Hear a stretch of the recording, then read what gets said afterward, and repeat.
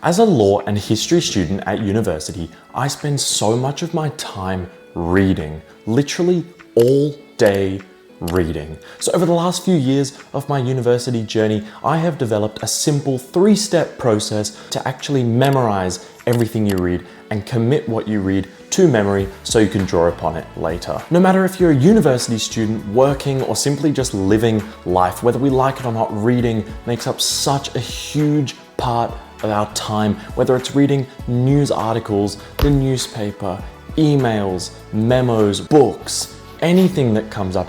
So in today's video, I'm going to take you guys through my 3-part system that I've developed over the last few years for not only memorizing things during my academic journey through uni, and also books for personal and professional and academic development for myself. So today's video is going to be split into those 3 parts. I'm going to be talking about the 3-step process to memorizing everything that you read, starting with knowing your purpose of what you're reading and why you're reading. Then I'll take a look at my annotation system, and finally your reread and note-taking process. So starting with the purpose of what you're reading, this to me is the most important part of memorizing everything that you read, and it's knowing why are you reading it in the first place. I talked a little bit about this in my How to Read a Case video, which was very much designed for law students in digesting a legal case, but the principle is exactly the same. You want to know what it is that you're reading and why you're even reading it. Knowing your purpose when you're reading is so important because it cuts out some of the noise of what you don't really need to know. Whether it's a book, article, paper, email, whatever it may be, it's not always all relevant. And the way in which we digest the most critically important information is to know why we're reading it in the first place and what our purpose behind reading it really is. Let's take this book, for example, from Ali Abdaal, Feel Good Productivity. There's a couple of key points in here, and my purpose behind that might be to make myself a more productive person, to draw upon some of Ali Abdaal's principles that I can bring in to my own life and my own productivity system. With that purpose in mind, it allows me to approach the book knowing what I want to get out of it. So this happens all the time with university. Law students would know the idea of getting to the crux of the case, for example, or the key argument that is given to you in university. That's what you're really trying to get out of a particular reading. That is your purpose. So you go into reading something with that purpose, and that's how you draw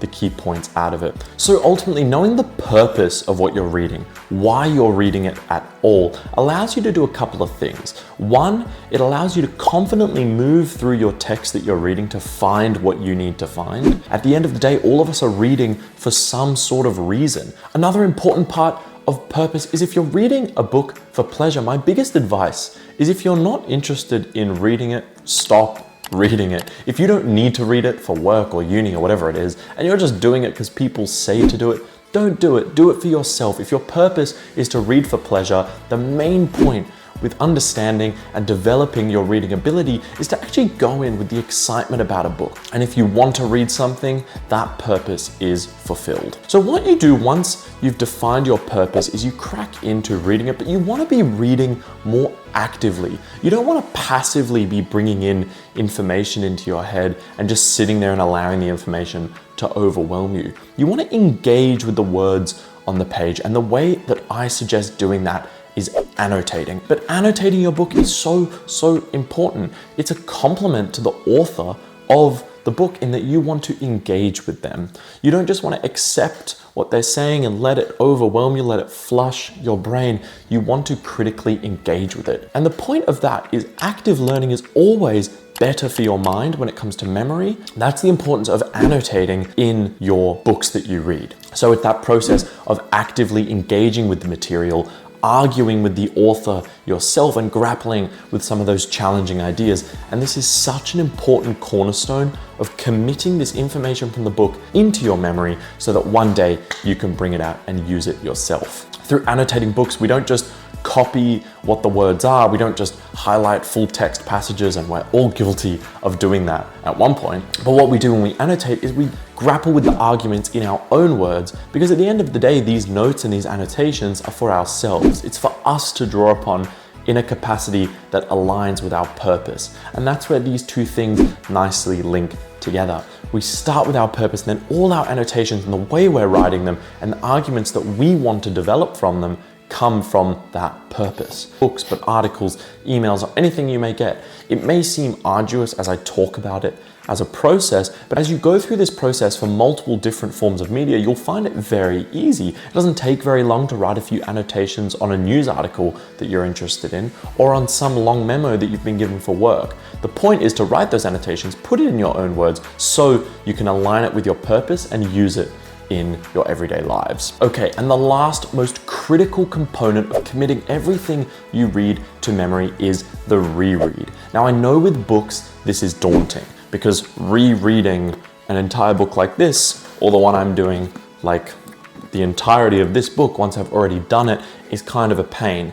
But again, this works with anything that you want to do. It works with rereading that email that you have to remember so that you can give a presentation for work. It's the same with rereading the case that you did for law so you can present it in class, the same kind of thing. And this is the most important part of committing things to memory and actually tangibly using it in light of your purpose and in light of what you need to do in your everyday lives. So the reread is a process of strong, intentional reading that brings you back to your annotations and back to your highlights, so that you can pull what you really need out of it and pop it into a note-taking system that you can condense the information in light of your purpose so that you can use it for whatever you may need it for. So, for example, if you were at university, you'd be all too familiar with writing exam notes, for example.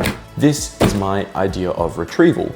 It's about rereading, going back through the material that you need to memorize for your exam, putting that into your notes, your final exam notes, so that when you go into your final exam, you have all of those things written down. And the process of that is that active learning that I was talking about. It's engaging with that material again. Now, for the second time, after you've annotated it, after you've taken notes, now you're going back and rereading it to put into your note-taking system.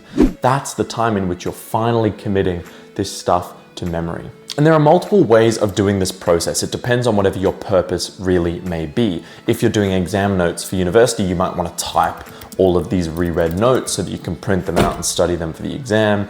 If you're doing it for work, you might just have a little notebook that you decide to jot things down in. Me personally, it depends. As I'm currently reading this book by Anna Clark on making Australian history, I have this little notebook inside it, which is where I am up to in the current reading of the book.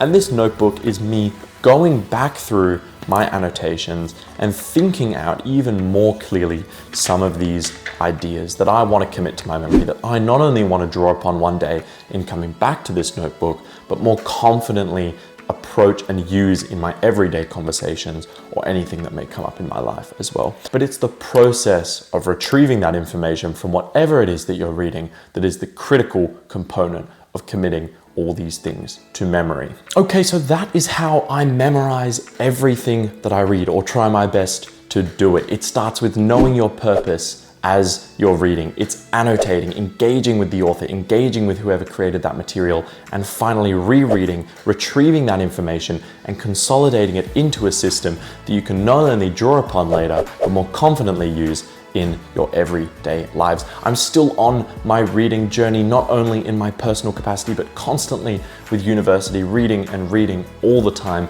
It's a constant development. And remember, practice makes perfect. Don't get demoralized if you can't remember everything you read after just starting this system. See how you go with it, see how it worked with committing these things to memory, and let me know in the comments below. As well, I really appreciate all the support on my last 2 videos on how to read a notebook and how to manage your time. If you want to check those out, and if you're interested in my productivity system and how I use notebooks to stay more productive, take a look at those videos and consider subscribing as well for more content like this, and leave a comment below if you have any suggestions for me or anything that you guys want to see in the future. Thank you.